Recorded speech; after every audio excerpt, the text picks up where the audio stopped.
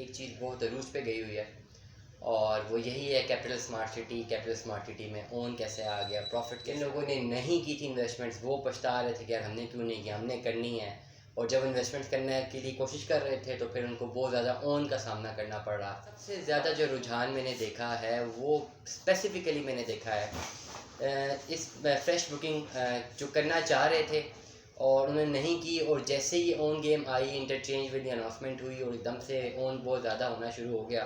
तो आज इस पर्टिकुलर वीलॉग में मैं आपको ज़रूर बताना चाहूँगा कि कैसे जो है ये आर्टिफिशियल अगर इकोनॉमी बनी है, अगर आर्टिफिशियल बबल है तो कैसे बना, अगर आर्टिफिशियल बबल नहीं है तो क्यों नहीं है। और करंटली बुक मार्केटिंग के इस वीलॉग के फर्स्ट एपिसोड से मैं बताऊँगा कि रियल स्टेट में ये ओन गेम कैसे ऊपर जाती है और कैसे नीचे आती है। Stay tune with us. अस्सलाम वालेकुम ख़वातीन हज़रात, Smack group of marketing and sales से मैं हूं तैयब एजाज़। और पिछले 1-1.5 महीने से जो कि मार्केट में एक चीज़ बहुत अरूज पे गई हुई है और वो यही है कैपिटल स्मार्ट सिटी में ओन कैसे आ गया, प्रॉफिट कैसे आ गए। जिन लोगों के पास फाइल्स थी वो बैठे बैठे लाखों में सेल आउट होना शुरू हो गई, प्रॉफिट आना शुरू हो गए। जिन लोगों ने नहीं की थी इन्वेस्टमेंट्स वो पछता रहे थे कि यार हमने क्यों नहीं किया, हमने करनी है।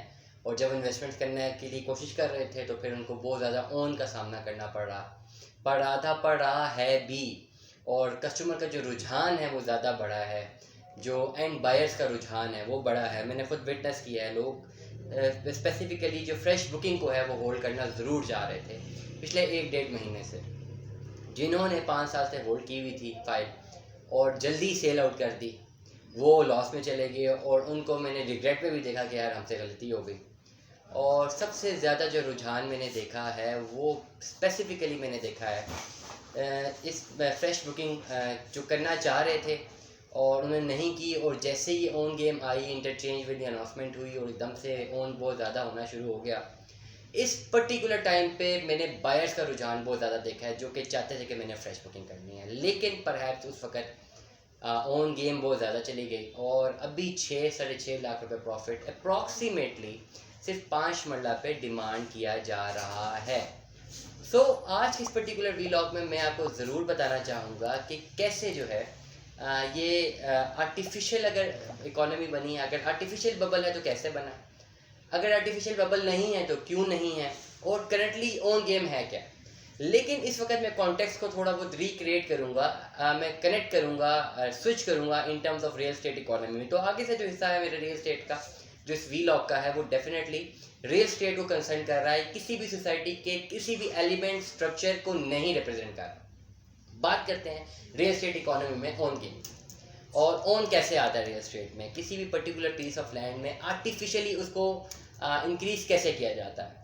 तो मैं हल्की सी एग्जांपल दूंगा, बड़ी इजी एग्जांपल जो कि अंडरस्टैंड कर सके, हर बंदा से अंडरस्टैंड कर सके। फॉर एग्जांपल मेरे पास अगर लैंड है, रियल स्टेट इकोनॉमी चलती कैसे है ये आप ज़रूर समझें। मेरे पास लैंड है, मेरे पास समझे कोई 100 किनाल लैंड है, मैं लैंड का ऑनर हूँ और मैं चाहता हूँ यहाँ पे एक सोसाइटी को कंस्ट्रक्ट करना, लेकिन मेरे पास इतना पैसा नहीं है। मेरे पास अगर अवेलेबल 100 प्लॉट्स हैं सिर्फ लैंड में, अप्रॉक्सीमेट में बात कर रहा हूँ, मैं करूँगा ये कि मैं उस पर्टिकुलर लैंड को कन्वर्ट करूँगा एक क्लब में, एक हाउसिंग क्लब में, जिसमें मैं मेंबरशिप्स को मार्केट में उसकी मार्केटिंग करके उसके मेंबर्स को अट्रैक्ट करूँगा ताकि वो मेरी मेंबरशिप ले लें। अगर आपने कभी फाइल्स देखी हैं, आप फाइल्स को पढ़िएगा, आप देखेंगे कि उसमें ज़्यादातर लिखा होता है मेंबरशिप है, that now you are a member. अगर आप अपनी कहीं पर भी बुकिंग करवाते हैं तो आप 2.5 या 3 लाख रुपए देके प्लॉट के ऑनर नहीं बन जाते, आप मेंबर बनते हैं उस पर्टिकुलर हाउसिंग क्लब का। वो इंस्टॉलमेंट प्लान तो बात की बात है ना, जब इंस्टॉलमेंट प्लान पूरा करेंगे और फिर बात की बात होगी। लेकिन currently you are not an owner of that land, you are a member of that company. Company आपसे वादा करती है कि अगर आप उसकी टर्म्स एंड कंडीशंस को पूरा करेंगे तो then they will gift you a plot at the end of the day on the basis of the installments which you have to pay to them.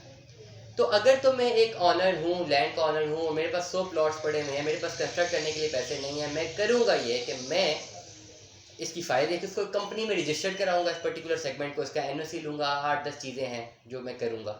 उसके बाद मैं लायबल हो जाऊँगा इसको मार्केट करने के लिए। When I am going to be a liable for marketing it, तो जो प्रैक्टिस है रियल स्टेट इकोनॉमी में किसी भी डेवलपर की तरफ से वो यही होती है कि क्यों अगर 100 प्लॉट उनके पास अवेलेबल हैं तो डेफिनेटली 600, 500, 700 फाइल्स मार्केट में राउट करते हैं। ये फाइल्स बेसिकली मेंबरशिप फॉर्म्स होते हैं। मार्केट में प्लान सेल आउट होते हैं, इसकी मार्केटिंग होती है, मासेस को मार्केट होती है। उसके बाद होता है ये लोग इस प्लान पे अपनी जो है कंसर्न शो करते हैं और बहुत सारे लोग इस प्लान को ऑप्ट कर लेते हैं और फाइल्स परचेज करके अपने नाम पे रख लेते हैं। लेकिन इस पर्टिकुलर पॉइंट पे बहुत सारे लोग सिर्फ फाइल ही परचेज करते हैं, इंस्टॉलमेंट पे नहीं करते और बहुत सारे लोग इंस्टॉलमेंट पे करने की नीयत से लेते हैं। यहाँ पे हुआ ये कि मेरे पास आ गया बहुत सारा पैसा। अच्छा, मेरे पास बहुत सारा पैसा आ गया है, मैंने सारा का सारा लगा दी कंस्ट्रक्शन पे, क्योंकि मैं भागने वाला मार्केट से नहीं था। मैं एक्चुअली उस पर्टिकुलर सेगमेंट को, जो हाउसिंग सेगमेंट था, उसको मैं इन्हेंस करना चाह रहा था। तो मैंने वो सारा का सारा पैसा कंस्ट्रक्शन पे लगाया।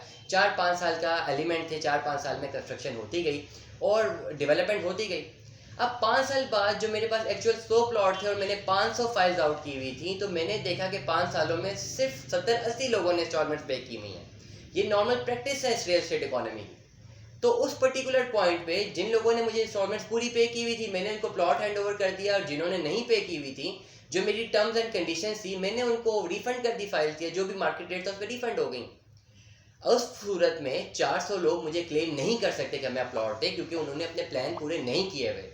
और 70 लोग कर सकते हैं जिन्होंने प्लान पर पूरे किए हुए हैं। अगर उनको मैं प्लॉट नहीं देता तो मेरे एंड पे गलती है, लेकिन उन 400 लोगों के एंड पे मैं किसी किस्म का जवाबदेह नहीं होऊंगा, उन्होंने प्लान ही पूरा नहीं किया। इस तरीके से चलती है रियल एस्टेट इकोनॉमी। अब उस 4 साल बाद जो रेट होगा उस प्लॉट का, क्या ये वही रेट होगा जो मैं 4 साल पहले ऑफर कर रहा था? नहीं होगा। तो इस तरीके से कंस्ट्रक्शन डेवलपमेंट होती है और इस तरह सोसाइटीज खड़ी हो जाती हैं। अब ये सारी बात मैं जवाब दे रहा हूँ तमाम लोगों को जिनकी फाइल्स कैंसिल हो चुकी हैं। फाइल क्यों कैंसिल हुई अब आपको ज़रूर समझ आ जानी चाहिए। मुझे बहुत सारे लोग कॉल करते और कहते हैं सर हमने 2018 में फ़ाइल बुक करी थी, उस वक्त इन्वेस्टमेंट कर ली, हमारे साथ बड़ी ज़्यादती होगी, हमें बताए बगैर फाइलें कैंसिल कर दी गई, हमें तो पता ही नहीं था कि जी कंस्ट्रक्शन होगी या नहीं होगी। सर अगर आपको पता नहीं था, अगर आपने अपनी प्रॉपर रिसर्च नहीं की थी, तो आप इन्वेस्टमेंट ही ना करते। और अगर हमने इन्वेस्टमेंट की अपने 4 सालों में किस्तें जमा नहीं कराई, तो सोसाइटी तो शायद मौका ढूंढ रही थी कि आपकी फ़ाइल कैंसिल कर दी जाए, क्योंकि अब सोसाइटी में डिमांड है और लोग लेना चाह रहे हैं। उस वक्त नहीं लेना चाह रहे थे, आपने परचेजिंग की थी, तो एटलीस्ट अपनी किस्तें तो आपको जमा करवानी चाहिए थी। तो ये जो एस्पेक्ट्स हैं पर्टिकुलरली, इनको स्टडी करना बहुत ज़रूरी है। 4 साल बाद मुझे बड़े लोग फ़ोन करते हैं, कहते हैं हमें जी आप गाइड करें, हम क्या करें, हम तो कोर्ट जाते हैं, ये करते हैं, वो करते हैं। स्पेसिफिकली हम तो वीलॉग कर रहे होते हैं, वी आर स्पेसिफिकली डिज़ाइन, या हमारा जो कंटेंट है वो बेसिकली आपको इन्फॉर्मेशन प्रोवाइड करना है। तो मैं ये नहीं समझता कि अगर मैंने 2018 में इन्वेस्टमेंट किया, 4 साल मैंने अपनी किस्तें नहीं जमा कराई, तो मैंने तो अपने एंड पे अपना मामला पूरा ही नहीं किया। How can I drag somebody into the court जब मैंने अपनी इंस्टॉलमेंट पूरी ही नहीं की अपने टाइम पे? तो फाइल्स तो कैंसिल होनी थी, होनी चाहिए भी थी।